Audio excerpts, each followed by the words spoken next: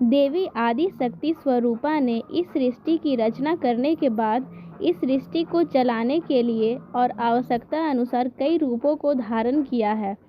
इनमें से प्रमुख रूप हैं देवी सरस्वती, देवी पार्वती और देवी लक्ष्मी। सनातन धर्म में इन देवियों को प्रमुख माना जाता है। देवी सरस्वती ब्रह्मा जी की पत्नी है, देवी लक्ष्मी भगवान विष्णु की पत्नी है और देवी पार्वती भगवान शिव की पत्नी है। इन तीनों देवियों को त्रिदेवियों के नाम से भी जाना जाता है। भगवान शिव की पत्नी माता पार्वती जो स्वयं आदि शक्ति का स्वरूप है। आदि शक्ति का दूसरा स्वरूप देवी सरस्वती जो विद्या की देवी हैं और आदि शक्ति का तीसरा स्वरूप माता लक्ष्मी जो धन वैभव की देवी हैं। धन, शांति, संपत्ति, संपदा और समृद्धि की देवी को माता लक्ष्मी के नाम से जाना जाता है। दीपावली के त्यौहार में इनकी पूजा गणेश भगवान के साथ की जाती है। धन, शांति, स्वास्थ्य, समृद्धि, सुख, शक्ति, भोजन, वैभव, धैर्य, मोक्ष, प्रेम, सौंदर्य, अस्तित्व और संतान की देवी, मूल प्रकृति, जगन माता, ब्रह्म जननी, आदि शक्ति, जगदम्बा, धन, वैभव, धन्य, सुख, संपत्ति, ऐश्वर्य, सौभाग्य, समृद्धि और करुणा की देवी, लक्ष्मी की सवारी उल्लू, गरुड़, शेषनाग और कमल हैं।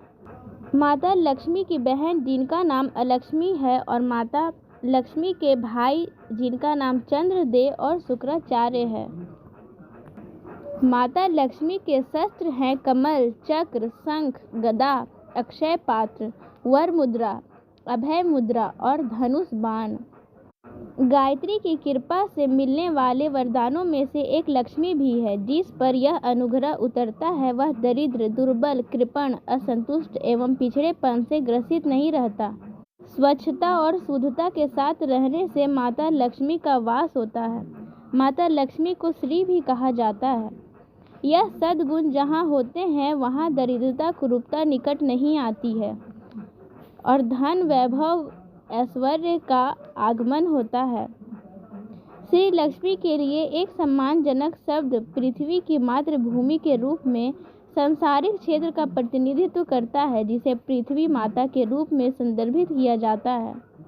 उसे भूदेवी और श्री देवी के अवतार माने जाते हैं। धन का अर्थ है कि धन अधिक मात्रा में संग्रह होने मात्र से किसी को सौभाग्यशाली नहीं कहा जा सकता है। सद्बुद्धि के अभाव में वह नशे का काम करती है जो मनुष्य को अहंकारी, उद्धत, विलासी और दुर्व्यसनी बना देता है।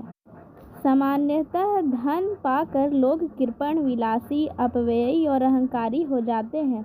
लक्ष्मी का एक वाहन उल्लू को भी माना जाता है, जिन्हें उल्लू कहते हैं। उल्लू अर्थात मूर्खता। कुसंस्कारी व्यक्तियों को अनावश्यक संपत्ति मूर्ख ही बनाती है और सद्बुद्धि न होने के कारण वे धन को अनावश्यक खर्चों में खत्म कर देते हैं और उनका दुरुपयोग करते हैं। माता लक्ष्मी प्रसन्नता की, उल्लास की, विनोद की देवी कही जाती है।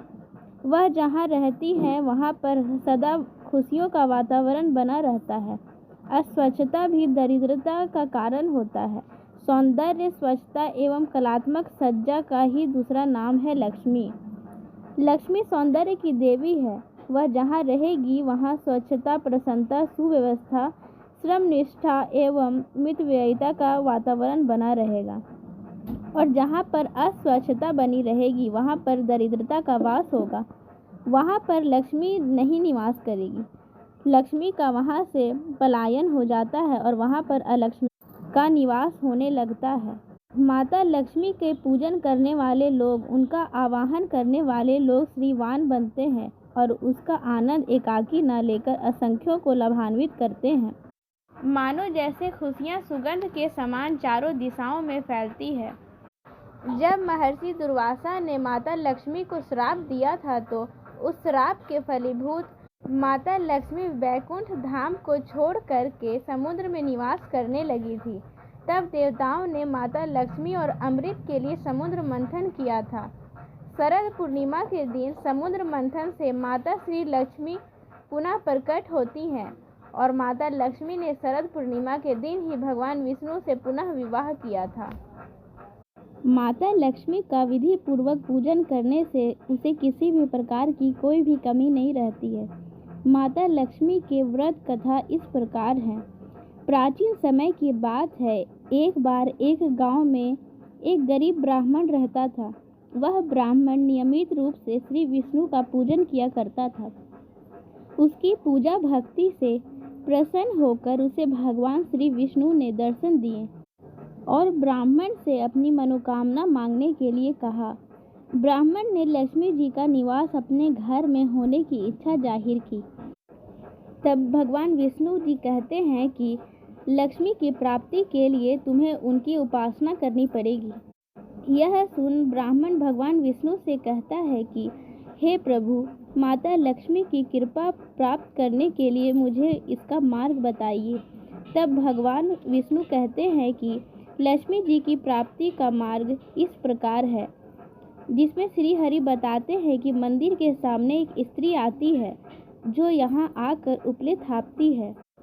तुम उसे अपने घर आने का आमंत्रण देना और वह स्त्री ही देवी लक्ष्मी है, जिससे वह तुम्हारे घर में जैसे ही प्रवेश करेगी तो तुम्हारे घर में कभी भी धन धान की कमी नहीं होगी। तुम्हारा घर सदा के लिए धन धान्य से भर जाएगा। यह कहकर श्री विष्णु जी वापस अपने धाम चले जाते हैं। अगले दिन वह सुबह 4 बजे ही मंदिर के सामने बैठ जाता है। लक्ष्मी जी उपले थापने के लिए वहां पर आती है। जब ब्राह्मण देवी को देखता है तो वह माता को अपने घर में आने के लिए निवेदन करता है। ब्राह्मण की बात सुनकर लक्ष्मी जी समझ गई कि यह सब विष्णु जी के कहने से हुआ है। लक्ष्मी जी ने ब्राह्मण से कहा कि तुम महालक्ष्मी व्रत करो। 16 दिनों तक व्रत करने और 16वें दिन रात्रि को चंद्रमा को अर्घ्य देने से तुम्हारा मनोरथ पूरा होगा। यह सुन ब्राह्मण वैसा ही करता है जैसे देवी उनसे कही होती है और ब्राह्मण के द्वारा देवी के कहे अनुसार व्रत और पूजन करने के बाद वह देवी को उत्तर दिशा की ओर मुँह करके पुकारता है। लक्ष्मी जी ने अपना वचन पूरा करते हुए वहां पर माता लक्ष्मी प्रकट होती है और अपने वचनों के अनुसार उस ब्राह्मण के घर में निवास करती है।